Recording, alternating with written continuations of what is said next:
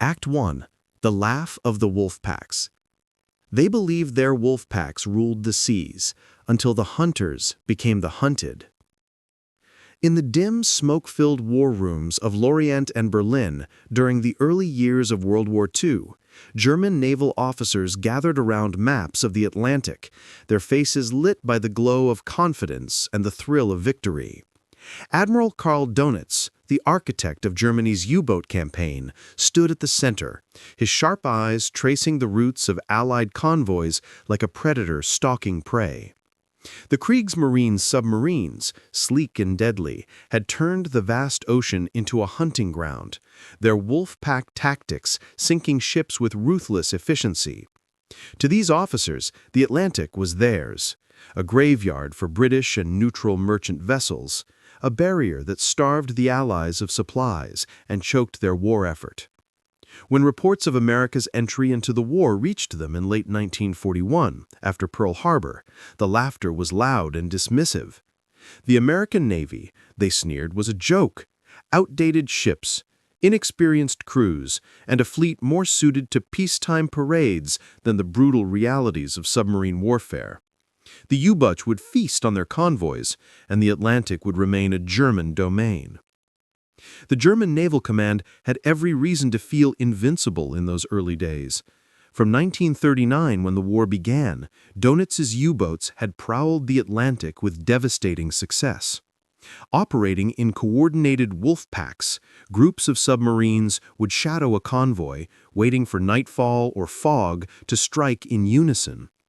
Torpedoes streaked through the water, explosions ripping open hulls, sending oil and debris bubbling to the surface as ships sank in flames. The Allies, caught off guard, struggled to respond. British escorts were too few, their sonar primitive, and their depth charges often ineffective against the agile U-boats. They could dive deep and vanish. A U-boat captain returning to base after a patrol in 1940 boasted of sinking 5 ships in a single night. "The ocean is ours," he told his crew, his voice echoing Donitz's mantra. The officers in Berlin nodded, poring over kill reports that painted the Atlantic red with Allied losses. America's fleet, in their eyes, was laughably inadequate. The U.S. Navy, isolationist and underfunded before the war, had a handful of destroyers and cruisers, many obsolete by European standards. German intelligence dismissed American shipbuilding as slow and civilian-focused, their yards churning out luxury liners rather than warships. When the United States began escorting convoys in 1941 under the Lend-Lease program, German officers chuckled over intercepted messages. "They send tin cans to chase wolves," one submarine commander quipped, referring to the aging American destroyers. The U-boats struck with impunity, torpedoing tankers and freighters off the American coast in what became known as the Second Happy Time in early 1942. Lights from burning ships illuminated the horizon, visible from U.S. shores, as Donitz's wolves hunted in packs, sinking over 200 vessels in months. The Atlantic, they believed, belonged to the U-boats, and America's entry was a mere ripple in their dominance. The convoys burned, and the Allies teetered on the brink. Merchant ships, vital lifelines carrying food, fuel, and munitions from America to Britain, were sitting ducks without proper protection. Escorts were outnumbered, their sonar unreliable, and their tactics reactive. A British convoy commander, watching his charges disappear beneath the waves, radioed for help that came too late. "The U-boats are everywhere," he reported, his voice strained. The losses mounted, millions of tons of shipping sunk, crews lost to the cold Atlantic depths. In Berlin, Donitz reviewed the tally with satisfaction, his officers toasting each success. "The Americans think they can cross the ocean safely," he said, a smile playing on his lips. "Let them try. Our wolves will teach them." The German command saw no threat in the American Navy's hesitant steps into the fray, their destroyers ill-equipped for anti-submarine warfare, their crews green and untested. This mockery was fueled by a deeper arrogance. The Kriegsmarine prided itself on its U-boats, technological marvels with skilled captains who had honed their craft in the North Sea and beyond. Donuts's strategy was brilliant. Wolf packs coordinated via radio, striking at night on the surface where torpedoes were most accurate. The Allies, they believed, lacked the sophistication to counter this. American involvement seemed like an afterthought, their ships slow to arrive, their tactics clumsy. A U-boat officer, decoding an American signal, laughed at the naivete. They sail in straight lines like sheep. We'll pick them off one by one. The Atlantic convoys, struggling to survive, bore the brunt of this confidence. Ships exploded in flames, survivors clinging to rafts as U-boats surfaced to finish the job or simply vanished into the depths. The German officers' laughter echoed through their bases, a sound of triumph born from early successes. They mapped convoy routes with precision, their Enigma codes secure, and their submarines seemingly untouchable. America's fleet, with its pre-war neutrality and focus on the Pacific, was no match for the wolf packs that ruled the waves. Donuts dreamed of starving Britain into submission, cutting off the flow of American aid that kept the island nation fighting. "The Atlantic is our battlefield," he declared to his staff, "and we are winning." The convoys burned, the Allies scrambled, and the U-boats prowled unchallenged. But beneath the surface, changes were brewing. American shipyards gearing up, radar improving, and convoy tactics evolving. The wolf packs, so confident in their dominance, were about to face hunters of their own, and the laughter would soon turn to silence as the Atlantic became a graveyard for U-boats. Act 2. The Sleeping Giant Awakes. They believed their wolf packs ruled the seas until the hunters became the hunted. In the wake of the devastating attack on Pearl Harbor in December 1941, the United States Navy stirred from its long slumber, a sleeping giant roused to fury and action. The German naval officers who had mocked America's fleet as outdated and unprepared watched from afar as the Atlantic's dynamics began to shift. Shipyards across the American coast roared to life, hammers clanging and welders sparking as a nation mobilized with a speed and scale that stunned even its own leaders. New destroyers slid into the water, equipped with cutting-edge sonar and radar systems that pierced the ocean's depths and the night's darkness. The U.S. Navy, once dismissed as a minor player, was transforming into a formidable force, its convoys growing stronger, its escorts more lethal. The wolf packs that had prowled unchallenged were about to face a hunter awakened, one that would turn the Battle of the Atlantic from a German triumph into a desperate struggle for survival. The mobilization began with a surge of patriotic energy and industrial might. Pearl Harbor had unified the American people, factories converting overnight from civilian production to war materiel. President Roosevelt called for an arsenal of democracy, and the shipyards answered. In places like Newport News, Virginia, and Bath, Maine, the keels of new destroyers were laid down at a frantic pace. These were not the aging vessels the Germans had ridiculed, but modern Fletcher-class destroyers, sleek and fast, armed with depth charges, hedgehog mortars, and the latest in anti-submarine technology. A shipyard foreman in Boston, overseeing the launch of a new destroyer, wiped sweat from his brow and grinned. "We're building them faster than they can sink our ships," he told his crew. By 1942, dozens of these warships were joining the fleet, their hulls cutting through the waves to escort convoys that once had been easy prey. The shipyards didn't stop at destroyers. The Liberty ships, ugly but indispensable freighters designed for mass production, began pouring out of American docks. Conceived by industrialist Henry Kaiser, these vessels were built using prefabricated sections welded together in record time, one ship completed in as little as 4 days. The Germans, accustomed to their own meticulous shipbuilding, were baffled by reports of this output. A U-boat intelligence officer in Berlin, reading intercepted data on Liberty ship launches, shook his head. "They build merchant ships like toys," he muttered, underestimating the impact. But the numbers told a different story. Over 2,700 Liberty ships would be produced by war's end, replacing sunk tonnage and ensuring that supplies, fuel, food, tanks, kept flowing to Britain and beyond. The convoys, once vulnerable, grew larger and more resilient, their cargo holds brimming with the tools of war. At the heart of this awakening was technology that turned the tide. Sonar, or ASDIC as the British called it, had been rudimentary, but American improvements made it a U-boat's nightmare. High-frequency pings bounced off submerged hulls, revealing positions that wolf packs once hid in the ocean's vastness. Destroyer captains trained relentlessly, their crews learning to interpret the echoes that meant a submarine lurked below. A young sonar operator on a new destroyer patrolling off Iceland picked up a faint signal one foggy morning. "Contact," he shouted, and within minutes, depth charges rained down, oil and debris bubbling to the surface.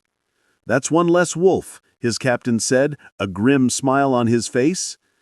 The U.S. Navy shared these advancements with the British and Canadians, creating a unified anti-submarine network that closed the gaps the Germans had exploited. Radar was the game-changer that stripped away the night's cover. Early systems were bulky, but by 1942, American engineers had miniaturized them for shipboard use, mounting antennas on masts to scan the horizon.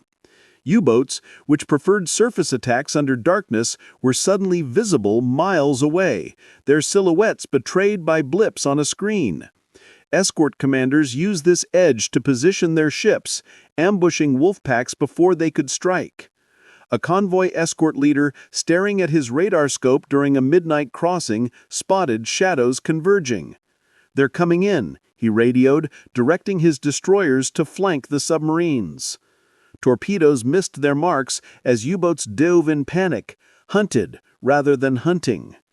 The Germans, reliant on visual sightings and radio coordination, found their tactics disrupted, their Enigma messages increasingly intercepted and decoded by Allied codebreakers at Bletchley Park.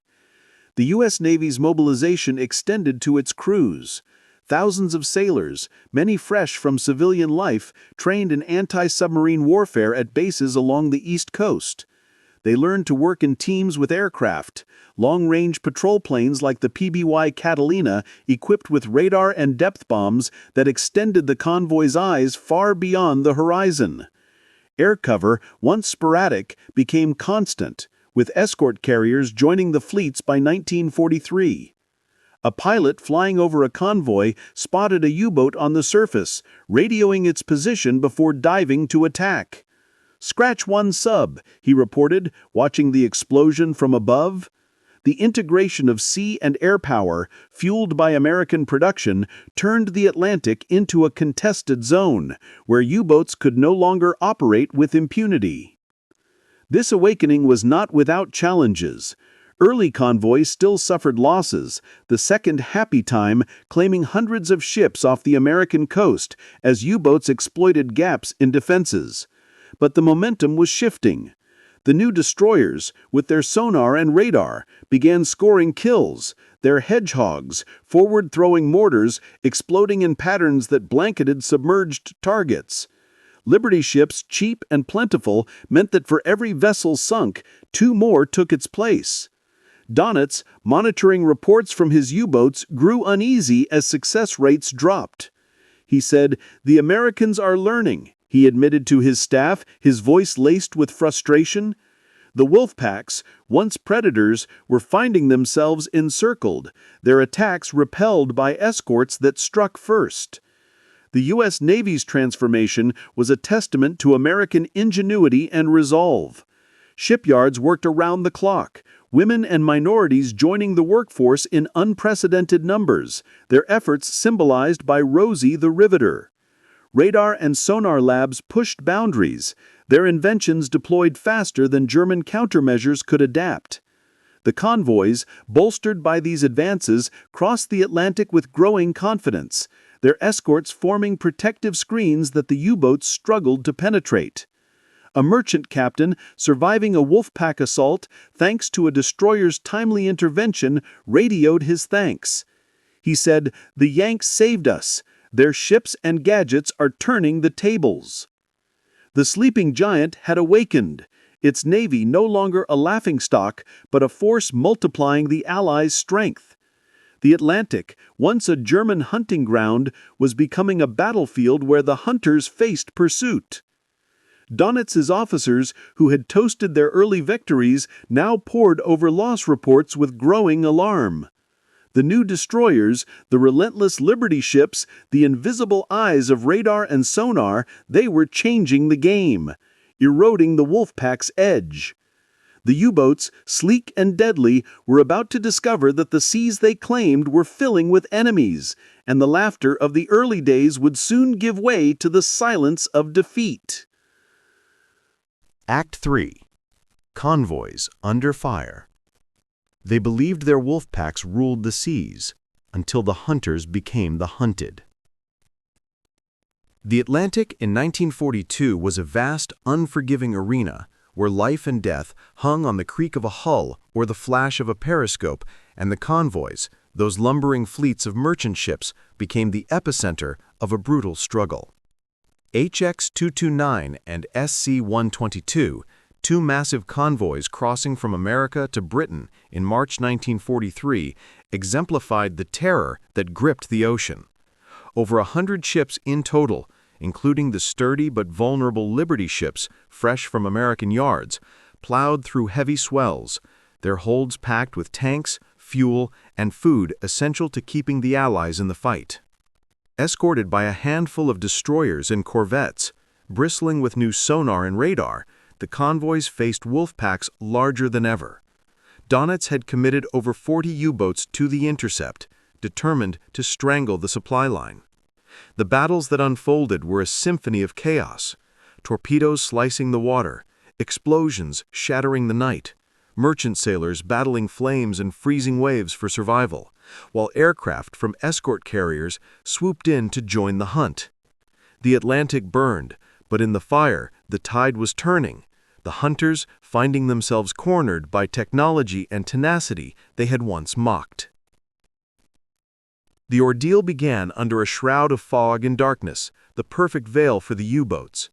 Convoy HX-229, steaming northeast with 40 ships, was shadowed by German submarines that had broken Allied codes just enough to predict its path. Captains on the merchant vessels, tough men from Britain, Norway, America, kept vigilant watch, their eyes straining against the black horizon. A Liberty ship, the SS James Oglethorpe, freshly launched from a Baltimore yard, carried aviation fuel and crates of ammunition, its crew a mix of seasoned sailors and green recruits. The first torpedo struck without warning, a muffled boom echoing through the water as a nearby tanker erupted in a fireball, oil spilling like blood across the waves. "Torpedo starboard," the lookout screamed, and chaos erupted. Klaxons blared, crewmen rushed to battle stations, manning the single deck gun that seemed pitiful against the invisible enemy below. The wolf packs attacked in waves, surfacing at night to use their speed and guns or diving deep to launch spreads of torpedoes. U-384, commanded by a veteran captain, fired 3 at once, one slamming into a British freighter, lifting its bow skyward before it plunged stern-first into the depths. Survivors spilled into lifeboats, the cold Atlantic claiming those who couldn't reach them, their cries fading into the wind. On the Liberty ship SS William King, the explosion rocked the deck, sending men tumbling down. The chief engineer, his face blackened by smoke, shouted orders to seal bulkheads and pump out water, fighting to keep the ship afloat. "We're not sinking today," he bellowed, his voice a defiant roar amid the panic. Flames licked the superstructure, but the crew formed a bucket line, passing seawater hand to hand, their hands raw from the salt and cold. Escorts raced to respond, their captains using the new radar sets to detect the U-boats on the surface. HMS Havelock, a British destroyer, picked up a blip 10 miles out and steamed at full speed, its sonar pinging relentlessly. "Contact bearing 270, the operator yelled, and depth charges rolled off the stern, exploding in plumes that shook the ocean floor. A U-boat surfaced briefly, damaged, its crew scrambling before another charge sent it to the bottom. But the wolf packs were relentless, coordinating via radio, striking from multiple angles. Convoy SC-122, trailing behind with slower ships, faced a similar onslaught. Over 20 U-boats converged, torpedoing 10 vessels in a single night. The SS Clarissa Radcliffe, another Liberty ship, took 2 hits amidships, its cargo of grain spilling as the hull cracked. The captain ordered abandon ship, lifeboats lowering into churning seas where waves towered 20 feet high. Merchant sailors, unarmed and untrained for combat, fought with whatever they had. On the SS El Costin, a Panamanian-registered Liberty ship, the crew manned machine guns, firing at a surfacing U-boat that raked the deck with its own cannon. Bullets pinged off the conning tower, but the sub dove, only to launch a torpedo that missed by feet. "Keep shooting," the boatswain urged, his men reloading in the spray, their faces etched with fear and fury.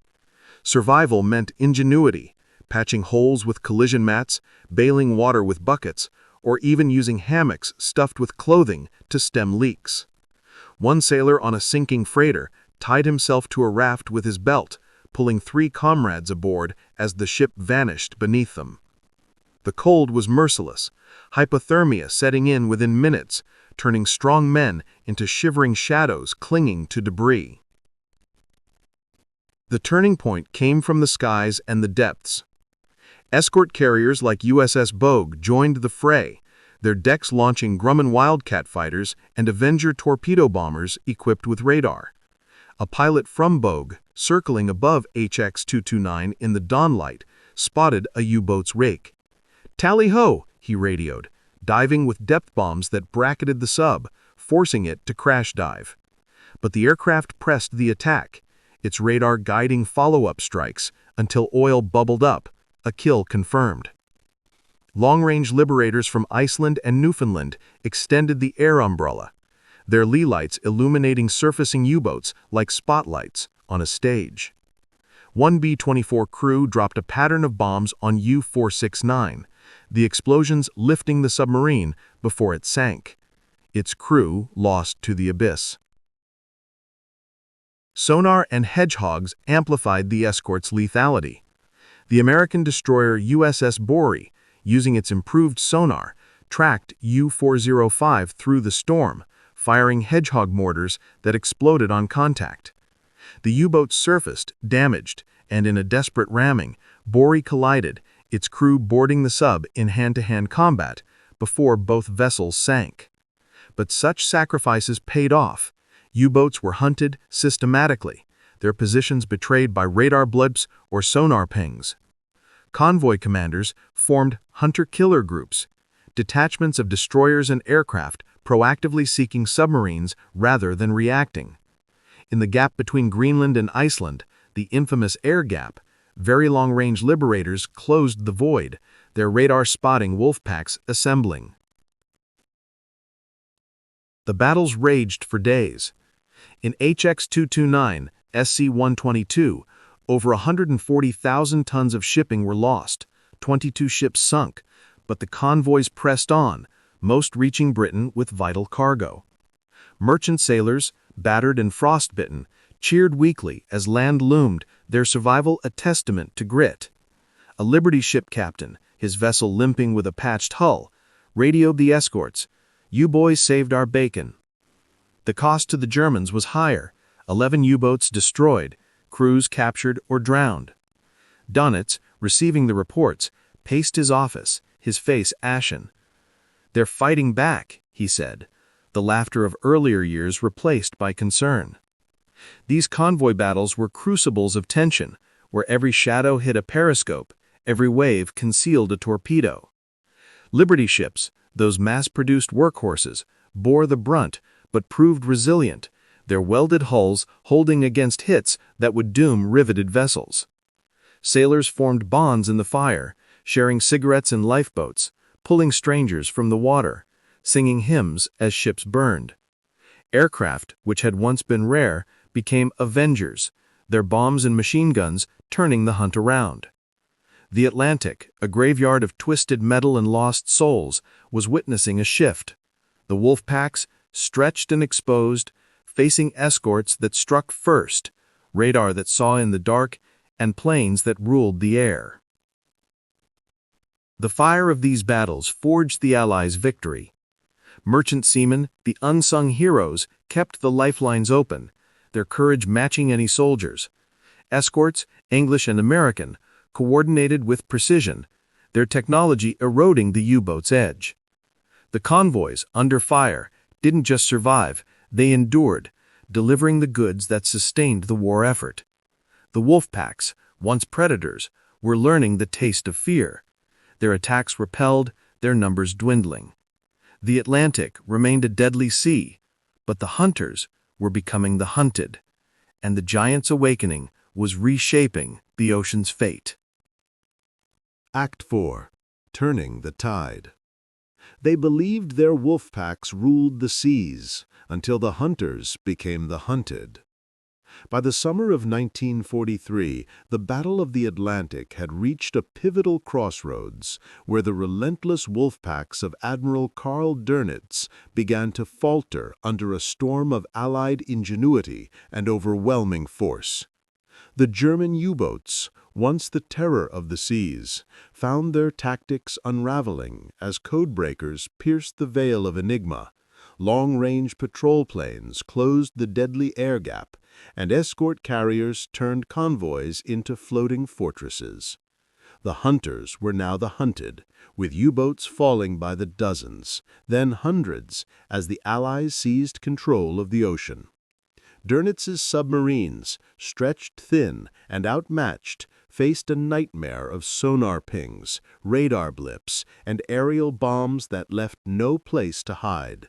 The tide had turned, not through a single battle, but through a convergence of intelligence, aviation, and naval power that crushed the wolf packs and secured the lifelines to Britain. The breakthrough began in the shadowy huts of Bletchley Park, where Allied codebreakers waged a silent war against the German Enigma machine. For years, the U-boats had coordinated their attacks via radio messages, safe in the belief that their communications were unbreakable. But British cryptanalysts, aided by captured codebooks and early computers called Bombays, cracked the naval enigma by early 1943. Suddenly, convoy routes were rerouted to avoid wolf packs, and hunter-killer groups were dispatched directly to U-boat positions. A codebreaker, hunched over a deciphered message in Hut 8, whispered to his colleague, "We know where they are. Before they know, we know." This intelligence windfall was devastating. U-boats surfacing to report were ambushed, their packs scattered before they could assemble. Long-range patrol planes extended this advantage across the vast Atlantic. The air gap in the mid-ocean, once a safe haven for U-boats beyond land-based aircraft reach, was closed by very long-range B-24 Liberators, modified with extra fuel tanks. Operating from bases in Iceland, Newfoundland, and the Azores, these planes patrolled for hundreds of miles, their radar sets scanning the waves day and night. A Liberator crew flying through turbulence over the North Atlantic spotted a U-boat's conning tower glinting in the sun. "Dive! Dive!" the pilot ordered, releasing depth bombs that bracketed the sub, forcing it to crash dive before follow-up attacks sent it to the bottom. By May 1943, these planes were sinking U-boats at a rate that alarmed Dönitz, their lee lights flooding the night with blinding beams to expose surfacing submarines. Escort carriers, small aircraft carriers attached to convoys, multiplied this aerial threat. Ships like USS Card and HMS Archer carried a dozen fighters and torpedo bombers, launching from decks amid the fleet to provide constant air cover.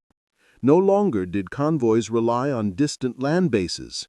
The carriers brought the hunt to the wolf packs. In one engagement off the Azores, USS Bogue's aircraft caught a milk cow's supply submarine, U-118, on the surface.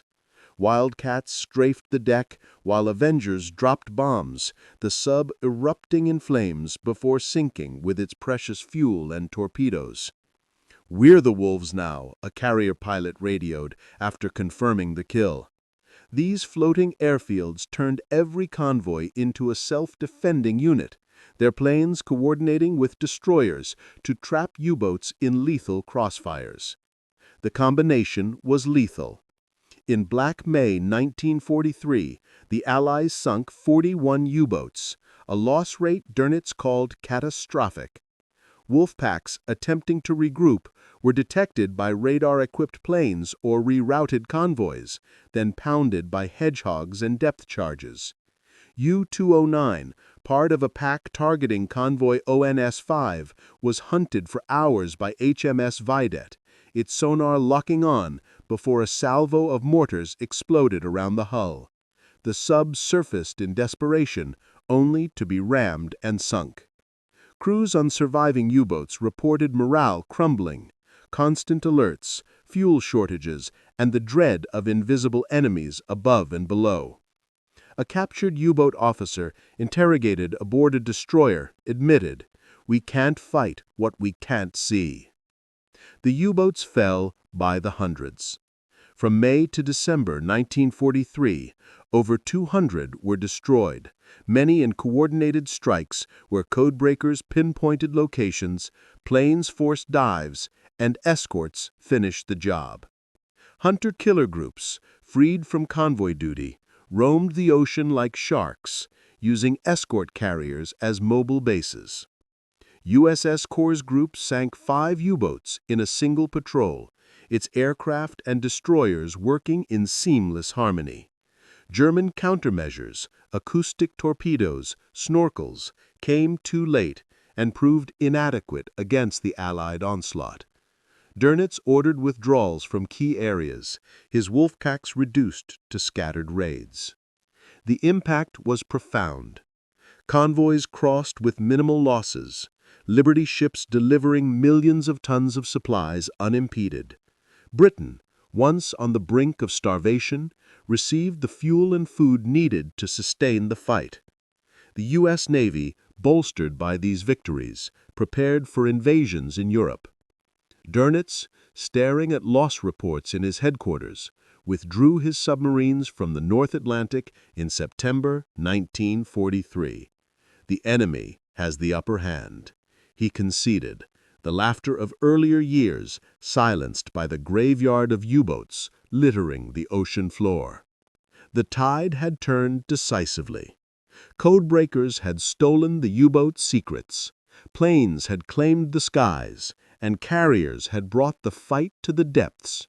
The wolf packs, once rulers of the seas, were crushed, their hundreds of losses a testament to Allied superiority.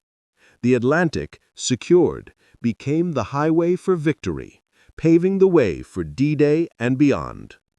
Act 5. The Graveyard of U-Boats. They believed their wolf packs ruled the seas, until the hunters became the hunted. By the dawn of 1944, the Atlantic Ocean had transformed from a hunting ground for German U-boats into a vast, silent graveyard where the twisted hulks of submarines lay scattered across the seabed, silent monuments to a failed campaign. Admiral Karl Dönitz's wolf packs, once the pride of the Kriegsmarine and the scourge of Allied shipping, were all but extinct, their numbers decimated by a relentless Allied onslaught. The hunters were gone, vanished into the depths or limping back to battered bases in France and Norway. The ocean, vast and indifferent, now belonged unequivocally to the Allies. Convoys crossed unmolested, their escorts patrolling with confidence, while German naval officers, poring over loss reports in dim bunkers, finally confronted the bitter truth. America's Navy, dismissed years earlier as a feeble joke, had mastered the sea. The combination of unbreakable convoy systems, cutting-edge radar and sonar, mass-produced Liberty ships, cracked Enigma codes, long-range aircraft and escort carriers had not just turned the tide, it had swept the U-boats into oblivion. The scale of the defeat was staggering, a reversal that unfolded with merciless precision. In 1944 alone, over 200 U-boats were sunk, adding to the hundreds lost the previous year, bringing total German submarine losses to more than 700 by war's end. The wolf packs, designed for coordinated strikes, were shattered. Surviving boats operated in isolation, their captains haunted by the constant threat of detection. A U-boat commander, surfacing cautiously off the Irish coast, scanned the horizon with binoculars, his heart sinking at the sight of a distant convoy steaming serenely flanked by destroyers and shadowed by aircraft. "Where are our brothers?" he whispered to his first officer. The radio silent where once it buzzed with pack signals. The Atlantic, once alive with the thrill of the hunt, now echoed with the absence of the predators. Allied mastery was evident in every crossing. Convoys, swollen to over 100 ships, moved in tight formations, their Liberty ships, those rugged, welded freighters, carrying the sinews of war without fear. Escorts, American destroyers and British corvettes, formed impenetrable screens, their radar masts sweeping the waves, sonar pinks probing the depths. A convoy commander aboard HMS Duckworth radioed his fleet during a routine patrol. "Clear skies, clear seas, no shadows today." The words, simple yet profound, captured the shift. Merchant sailors who had once braced for torpedoes at every swell now shared jokes on deck, their vigilance relaxed as supplies flowed freely to Britain, Russia, and staging points for the invasion of Europe. The technologies that had awakened the giant sleeping giant now dominated. Radar, refined and ubiquitous, turned night into day, spotting U-boats miles away. Sonar, with its deadly accuracy, tracked submerged threats, guiding hedgehogs and depth charges to their marks. Code breakers at Bletchley Park, reading U-boat traffic like an open book, directed hunter-killer groups to intercept before attacks could launch. Long-range liberators and escort carrier aircraft patrolled endlessly, their bombs and rockets claiming subs with surgical strikes. In one 1944 operation, USS Guadalcanal's hunter-killer group captured U-505 intact, boarding the sub under fire to seize codebooks, a humiliation that confirmed Allied supremacy. German officers, once buoyant with mockery, now grappled with despair. Donuts, in his headquarters at Kernafall, stared at maps dotted with red crosses marking lost boats. "The Americans have turned the ocean against us," he confided to his aides, his voice hollow. Reports from surviving captains painted a grim picture. Crews exhausted, boats plagued by leaks and failures, morale shattered by the knowledge that every patrol could be their last. A young U-boat officer, returning from a fruitless mission, described the dread. "We dive at every plane shadow, surface only in terror. The sea is theirs." The Kriegsmarine's attempts at innovation, snorkels for shallow submersion, acoustic torpedoes, were too little, too late, countered by Allied advancements that evolved faster than German repairs. The realization dawned slowly but inexorably. In Berlin, naval staff reviewed intelligence on American shipyards, now producing destroyers and carriers at a blistering pace, Liberty ships replacing losses tenfold. The U.S. Navy, integrated with British and Canadian forces, operated as a seamless machine, its tactics honed in blood and fire. German admirals who had laughed at tin-can destroyers in 1941 now saw them as avengers, their captains masters of anti-submarine warfare. "They have learned our game and play it better," one officer admitted in a confidential memo, the words a confession of defeat. The Atlantic's transformation enabled the Allies' grand strategy. Secure sea lanes allowed the buildup for D-Day in June 1944. Millions of tons of materiel crossing without interruption. U-boats, reduced to harassing coastal waters, posed no strategic threat. By early 1945, Donuts ordered most submarines to port, preserving what few remained for a hopeless last stand.